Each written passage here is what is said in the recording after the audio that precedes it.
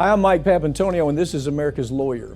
Former Twitter employee has been convicted of selling personal data to the Saudi royal family so they could go after people who were critical of the regime. We'll tell you that story. Starbucks is accusing employees of kidnapping a manager, but all the video evidence shows the exact opposite. We'll explain what happened. Dick Cheney used to be known as Darth Vader, a real war pimp, but now he's the hero of the Democratic Party. All that and more, it's coming up, so don't go anywhere. America's Lawyer starts right now.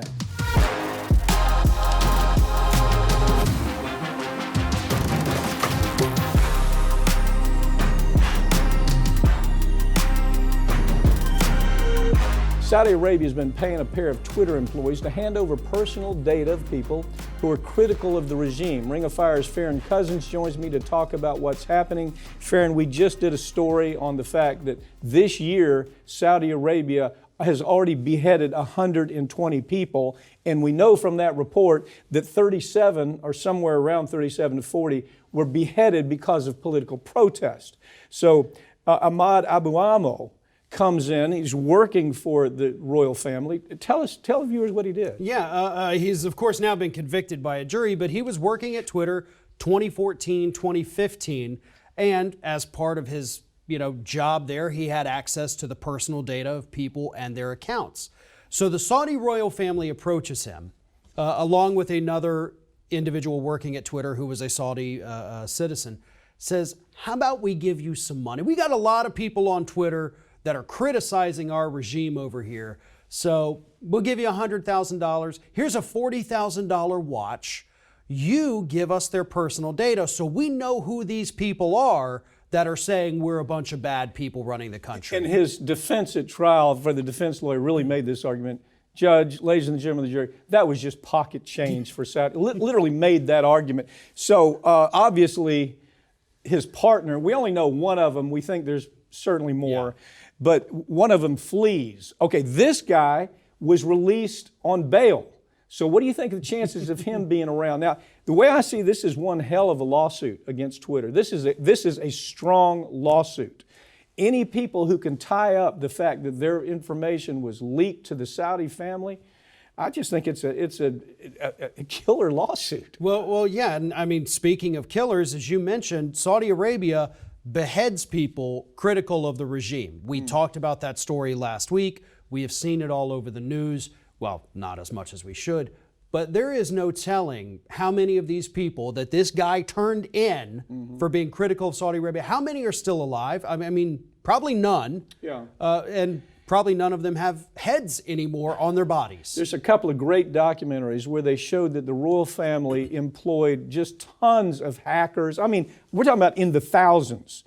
They had these huge rooms, massive rooms, where hackers would go in there every day, and bots would go in there every day, and monitors would go in every day to see what people around the world were saying about the Saudis. God forbid the information they have about me and you. So Starbucks is accusing their workers of kidnapping a manager, but all they really did was request better benefits. I don't know, you read this story and it makes it sound like the manager was held hostage. Like, if you don't fix this machine, we're going to never let you go. If you don't give us benefits, we're never going to let you go. But this is part of the spin. Look, let me just tell you something. I have been shocked by how good Starbucks has been at pushing back the unions. I mean, they've been amazing. They've been like the worst of the worst, the people who we talk about all the time that are destroying the possibilities of unionizing. These people are masters at it. Yeah, they are. And I think at this point, they may have gotten a little too greedy with these claims of kidnapping of this manager, because they had been doing a decent job of systemically getting people to not unionize, closing stores where they were about to unionize, saying you don't get the benefits of the unionized workers, so you're actually getting worse. But this particular instance, there's full video evidence that these workers in South Carolina united together, went up to the manager, and basically wanted better benefits. Go and fight for us, essentially, is what they're telling, because they know the manager can't unilaterally do it. And the manager says, can I just go? And like, well, yeah, I mean, the door's right there, dude. If you want to walk out, walk out. Okay. And then Starbucks says, this man was kidnapped and held hostage. His lawyers are I mean, look, I don't know how they built this. I guess it's the everyman kind of image that they had where you take your computer, you go drink coffee, you have people that you can talk to every morning that you see there all the time. It was almost like a community, like a family. Buddy, I'll tell you what, that's unwinding by the second. And right now, these folks are regarded, really, if you take everybody who's union busting, Amazon, the whole bunch of them, these people have the imperial data on how to go about doing that. It is truly disturbing. And, again, we're seeing a big union push here in the United States today, which is wonderful, something we haven't seen since the 70s. And companies like Starbucks, companies like Amazon, they want to do whatever they can to keep the workers down. And they've made it clear to some of these people that have given 15 years of their life, firing them for no reason, saying, guess what, you're expendable. You want to start a union, we'll just bring in the next person up. Wasn't this company regarded at one time as the woke company Yeah. in the world? the woke company, well, this is part of their wokeness. Housing groups are begging the Biden administration to do something about out of control rent. Farron, the truth is, Biden has plenty that he can do, but he's doing nothing. And he's doing nothing, and people are asking the questions. You have these things right at your fingertips. Go do them. Give me your take. Yeah, obviously rent prices, housing prices all across the country going through the roof post-pandemic, even though we're not even really post-pandemic yet. But anyway, they're begging Biden, do something. The average national rent is now over $2,000 a month. This is unsustainable. Inflation's still killing people. Gas prices coming down, but still bad. And Biden's administration, whether it's through the Federal Trade Commission or the Securities and Exchange Commission, they can unilaterally make moves that are either going to halt the rent increases or hammer them with the SEC to the point where they lose investors and lose money. Okay, we did this story a few weeks ago. Unbelievable, the fact that, again, it's the same thing. We can do a story that affects pocketbook issues. Like, this is going to cost you money if you don't pay attention. The stories people pay attention to is I hate Trump, I hate Republicans, I hate Democrats, the hate stories. We know that because we've been doing this a long time. We did the story and we talked about that Wall Street is going out, buying up huge swaths of houses and neighborhoods. Probably most people watching this program have gotten a call. Do you want to sell your house? Do you have some property that you want to sell? What's happening there? Explain it. Those are the people working for these major corporations, the BlackRocks and all these other investment groups. And what they want to do is they buy up entire communities, neighborhoods, subdivisions. And we're not talking one or two houses. We're talking about every house in that area, on that block. So they can then rent them out, charge more than, of course, it should cost to live there, because people have no choice. Housing is the number one expense in this country, and you kind of have to have a house. It's the highest increase in 35 years. It's increased $200. The median cost has increased $200 per month, 6 to 7% increase, the highest that it's ever been. Evictions are higher than they've ever been. You've got 50 of the largest cities in the country. The largest cities in the country that they have followed, and just in the last year, it's gone up now to 200, increased to 200 more than what you're paying. If you're paying 1,000, look for 1,200. And they're saying it just continues. And the reason Biden is not doing anything, because it's a Wall Street deal. And like it or not, this is a Wall Street president. Yep. And he has a Wall Street cabinet.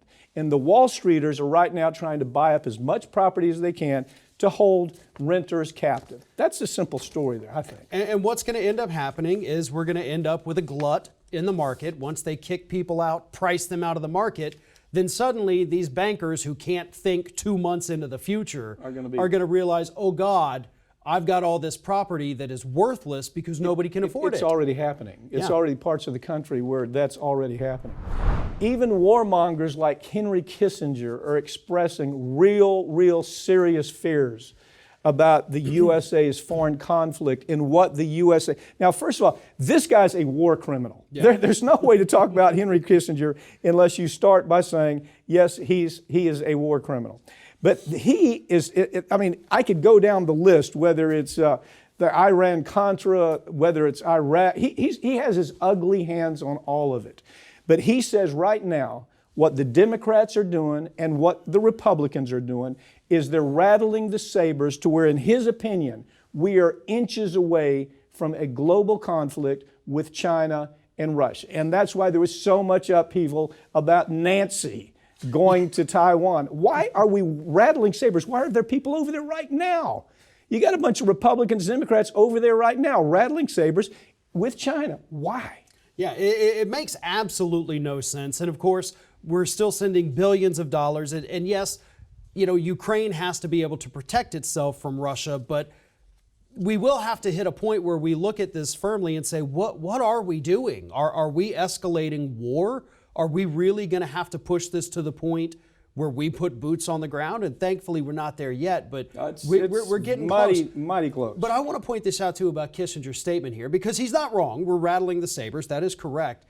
But this guy loves war. Oh, I know. And so the difference is now we're talking about two countries that do have the potential, especially if they join together, to wipe us out. Yeah. He likes to go over to these smaller countries where he knows we've got the superiority. Well, we can go in and go kill Allende. That was his idea. Go kill Allende. Go unseat a democratically elected legislature. That was his idea. Put coups out all over the world. That was his idea. And now this war pimp is saying, hey, you know what? I got to call it what it is. We're only in Ukraine because the United States and NATO kept pushing the idea that we want Ukraine in NATO. And that made Russia uneasy. These are his words. Now, this is a guy who's observing, who loves a good war. Yeah. But he says, we helped cause the Ukraine conflict. And he's totally right. You got Putin that's saying, I don't want my borders tested like that. But this is a guy who right now is saying, stop it with China. You guys are looking like a bunch of idiots rattling these sabers. It doesn't take us anywhere. And yeah, we better own up to we're partially responsible for what happened in Ukraine. Right. And with Russia, I do think there's instances where you could probably make an argument that Russia could maybe pose a threat to the United States. I think with China, that's even a bigger stretch. China, yeah, we're getting beat technologically. We're sending our jobs over there, but that's us, not them. But in terms of, are they going to do something to the United States? No, China is not going to launch an attack against the United States. Well, six months ago, I think the threat of China in terms of doing something to us was way overblown. Yeah. But yeah, we're poking these bears. Yeah. We're sitting there prodding them, doing these things that make no sense. Well, Farron, you know what? I believe most everything you say, and I hope you're right about this because I got a lot of confidence in your opinion. I'm not so sure.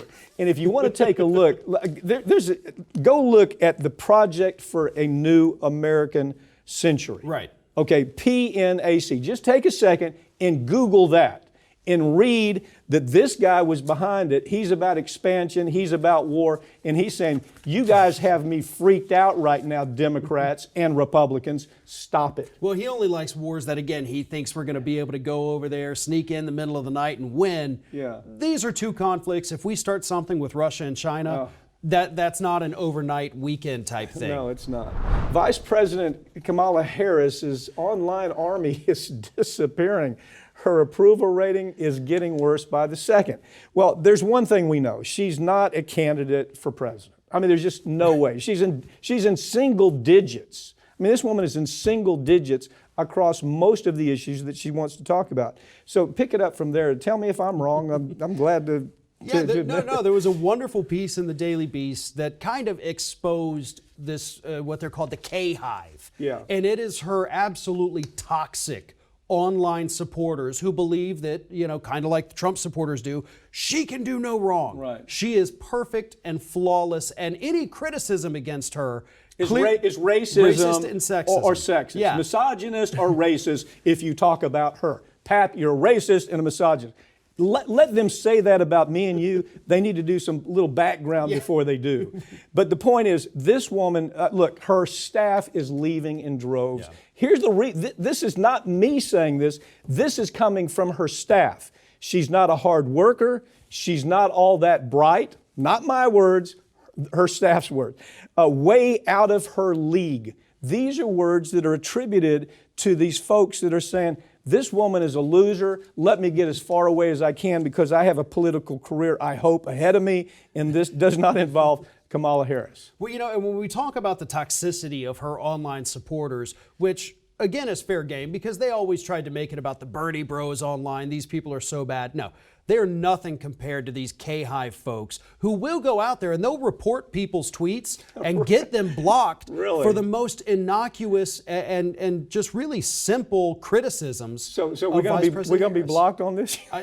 Honestly, I guarantee you hope somebody's so. going to try to report it for something. I hope so. God, this has become a game that's fun to me. Well, and it really, okay, didn't she lose the primary in her own state? Yes, she did. How did she do? Was she in the running? Was she? No, I mean she wasn't even in the top two. Which, if you're not in the top two in the primaries, you don't exist in the eyes of the voters. All I can. And it drives me crazy because this is somebody who is adding nothing to this administration. Nothing at all. And I know they thought bringing her in. Well, she's obviously younger than Joe Biden, but I think everybody in America is at this point. So she brought in a little bit of youth. She brought in the diversity, but she didn't bring ideas. Look at what the Bernie Sanders people are saying. The Bernie Sanders people, there's not a day goes by where they're not just attacking her, saying, we told you, we told you, we told you. The Dems did it anyway. America's facing a nationwide teacher shortage after years of treating the profession as a glorified babysitting operation. It is mass exodus. It's getting to where now the only thing that we have the only thing people are doing, and this is a huge problem, the folks that can afford it are putting their kids in private schools where they actually pay decent wages and there are benefits to the teachers and they're not babysitting because they can kick them out if they're a problem. That's not the case in public schools. So it's the demise of public schools that we're talking about here, right? Right, and I think a lot of people want to immediately attribute this nationwide teacher shortage to this, attack on teachers we've seen from the last year. And sure, that plays a role in it, but let's understand something. This exodus of teachers did not just start within the last 12 months. Okay. This is something that has been steadily happening for over a decade now. And part of it has to do with the shift in how parents view the teachers themselves. All right.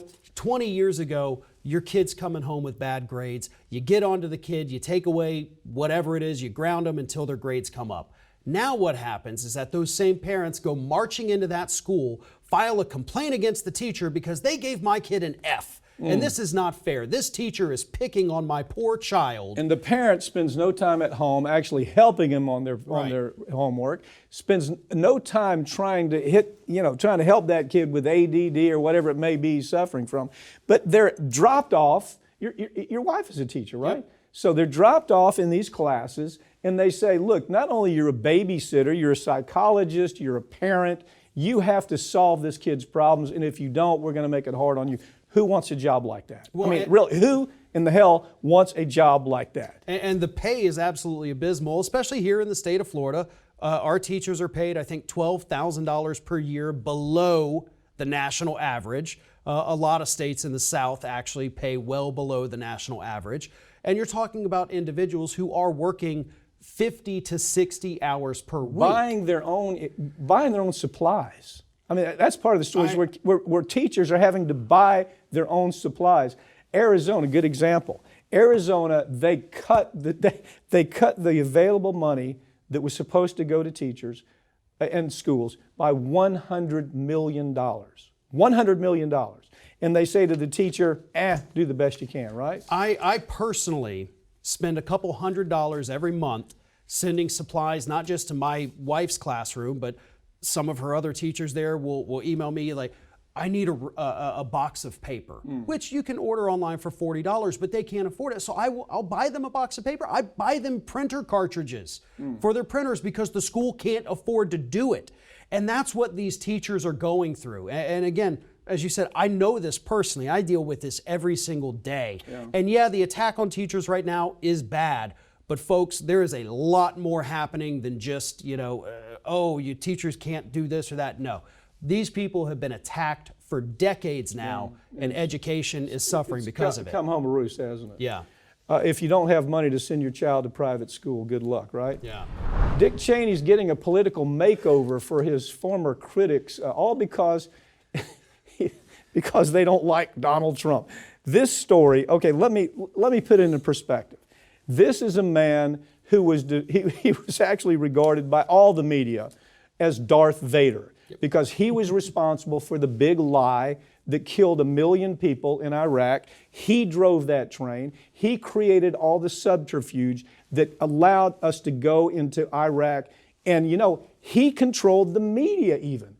You think back on Iraq, think about CNN and Fox, and they've got these big maps on the floor, and Dick Cheney says this, and Dick Cheney was the guy most responsible for the Iraq disaster. Now, he is the hero. He is absolutely the hero of the Democrats. These people who've said, my God, he's awful. Well, apparently not. Yeah, you know, he came out recently, obviously did this ad for his daughter, Liz Cheney, trashing Donald Trump and saying, you know, oh, we're going to keep him from ever getting in office again. Please go vote for my daughter, who also, please forget the fact that she sold out her own gay sister Yes. to advance in the Republican Party. Well, that's an important story because that tells you who this woman is.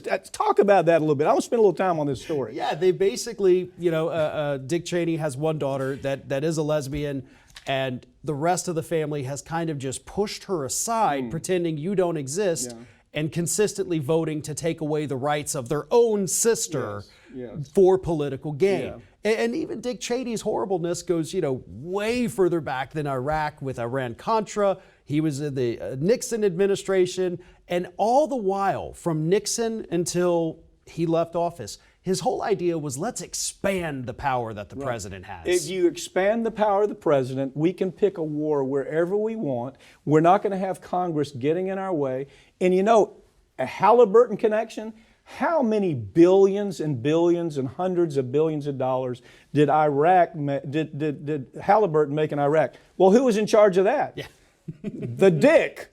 You know, Exactly. the Dick was in charge of that. But now the Dick is the hero. He's the absolute hero of not only just middle of the road Democrats, but progressives. All because he hates Trump. And his crazy daughter hates Trump. And his crazy daughter, if you look at her history, will scare the bejesus out of you. Right. She still voted with the entire Republican Party over 93% of the time. So there really is no daylight between any of these people. But the funny thing is, you know, talking about the rehabilitation of this guy, back in January, when he shows up at Congress for the 1-year anniversary of January 6th, he gets a standing ovation. Like the Democrats, Nancy Pelosi, everybody stand up. Oh my God, we love you. It's insane. Look, here's what really set me off. You know, he goes from being Darth Vader. Do you realize the Washington Post said that between him and his daughter, they are the new Obi-Wan Kenobi? They are, I'm not making up. Washington Post says, yes, these folks are like the Obi-Wan Kenobi come to save this republic. Now, how do you get there? Well, you get there because all you have to do is come out and say, hey, I hate Donald Trump too. He's a really bad guy, so I am your best friend. Forget about all those pictures from Abu Ghraib. Forget about Gitmo. By the way, he invented Abu Ghraib. I mean, he's the guy who made Abu Ghraib happen because of what you said. He said the president has the ability to do that. We don't need Congress. This guy is a war pig. And you know, the other part of the story people don't know, the Dick here, well, the Dick in 2000 election, he was the guy who was tapped to go find a vice president. Well, it just so happens he appointed himself as that person, the vice president, because his relationship with Halliburton, he knew he was going to make a ton of money if he could just start another war that cost us 1 million lives, and God knows how much money. But you know, what's really disturbing about this is that he's not the only one who's had this image makeover. Yeah. All of these other individuals, I mean, George W. Bush, oh, well, he was so cute handing Michelle Obama a piece of candy at Trump's inauguration. We love him now. He couldn't figure out how to put on his raincoat, so he's a hilarious. He's just painting his beautiful pictures. His approval rating is back up into the 70s. Yeah. Was it 40 when we were talking about how disgusting the guy was? Yeah. The same thing that happened with Avenatti. Oh, You've done story after story on Avenatti. Dems, I love this guy. Well, okay, you know, he was caught stealing money from clients to tens of thousands, actually millions of dollars stealing from clients, but he was the Democratic guy. Then you had Scaramucci, right? Yeah. Tell me that story. Anthony Scaramucci, who lasted, the famous 10 days as Donald Trump's press secretary, was so excited to be there. We're making America great again. Then he gets fired and says, well, I hate Trump now. And so all of the liberal podcasters say, well, come on to my show and let's talk about how bad Trump How about is. Michael Cohen? Oh, my God. Yeah, okay, tell them. This is another love story that develops with the Democrats because he's willing to say, I hate Trump. Right. So, Michael Cohen spends 20 years of his life fixing all of Donald Trump's legal problems. Wanting to live the high life like he sees Trump doing, taking money here and there, absolute just scumbag.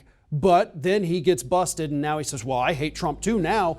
So the liberals once again say, well, come on over to our side, buddy. You're our best friend. Well, the Dick, he is now the new face of the Democratic Party, if you believe what you're seeing. I can't even believe what I'm seeing. Farron, thanks for joining me, okay? Thank you. That's all for this week, but all of these segments are going to be available the coming week right here on this channel, and you can follow us on Twitter at America's Lawyer.